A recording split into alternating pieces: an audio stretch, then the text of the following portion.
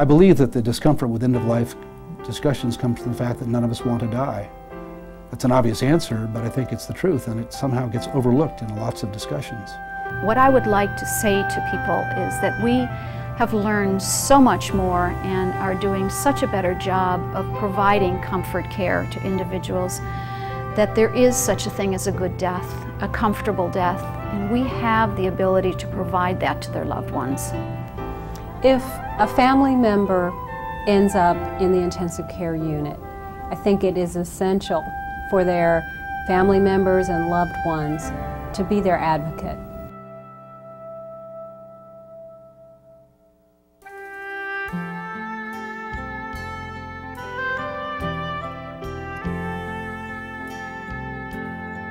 No one chooses to talk about death.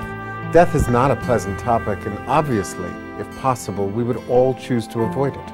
But there are certain realities of life. Aging, eventual illness, and death are inevitable processes that cannot be separated from life.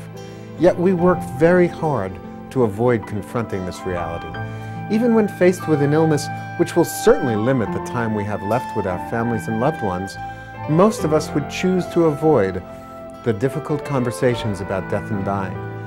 Unfortunately, this leaves us unprepared for the decision-making at the end of life which critical illness demands. When a loved one fails to respond to treatment in a hospital's intensive care unit, a family will face tremendous uncertainty and a terrible sense of impending loss, while at the same time being asked to make very difficult decisions about continuing or withholding life-sustaining therapies. Without help, we can easily allow ourselves to be overwhelmed by such challenges. But while dealing with end-of-life issues in the ICU is always bound to be difficult, there are practical steps that we can take to make this transition easier and more comfortable for our loved ones and ourselves. Hello, I'm Dr. Mitchell Levy, Associate Professor of Medicine at the Brown University School of Medicine and Chair of the Robert Wood Johnson Critical Care End-of-Life Work Group. In this video, created through a generous grant from Ortho Biotech and in association with the Society of Critical Care Medicine, we will hear from prominent experts on end-of-life issues.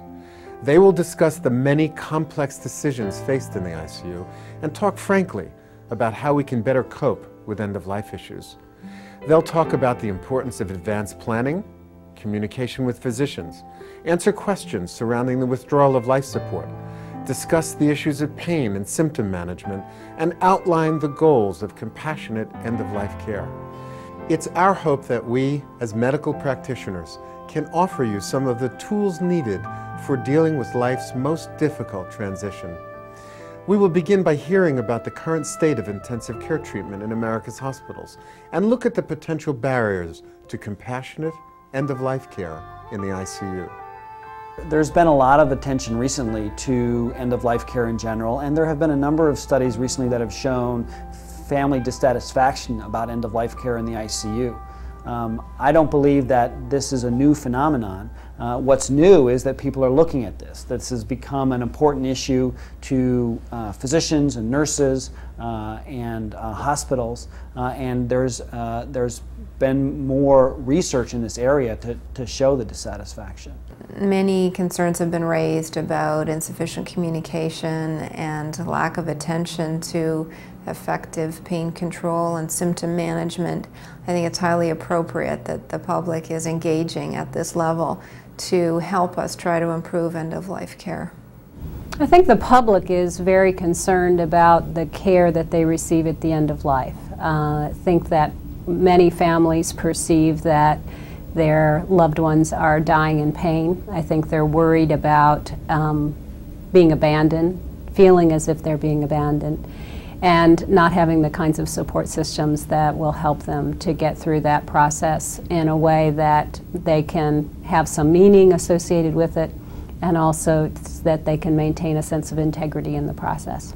And I think the quality of this care is improving. There's a growing realization that this is an important area, that we need to provide good quality care, not just to patients who go on to survive, but to patients who die.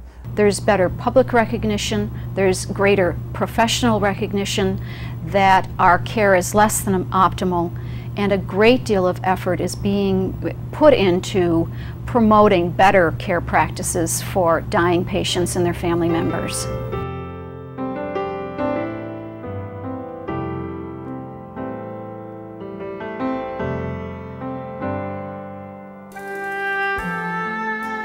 I think the barriers to good end-of-life care are many.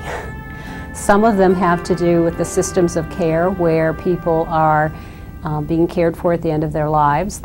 Many people still are dying in hospitals, and we know that there are alternatives to that. I think one huge barrier is just public and professional attitudes, that we are very much reticent to speak about the reality of death. And as a result of that, we haven't had conversations either in families or with patients and their healthcare providers. I think from the standpoint of families and patients, the greatest barriers are those that are created by their own relative unsophistication about disease and death, and by the comparative sophistication of health professionals, but the inability of health professionals to discuss these issues at the level of the patients and the families. The intensive care unit environment can be a forbidding and frightening place. It is full of machinery. It is full of complex medical issues that are hard for people to understand and frightening to watch. And this may make it difficult for people to feel comfortable in dealing with what is one of the most private and difficult moments in a life. At the same time, I think there's a barrier in the sense that many patients and families have expectations about what medicine can do that exceed our ability.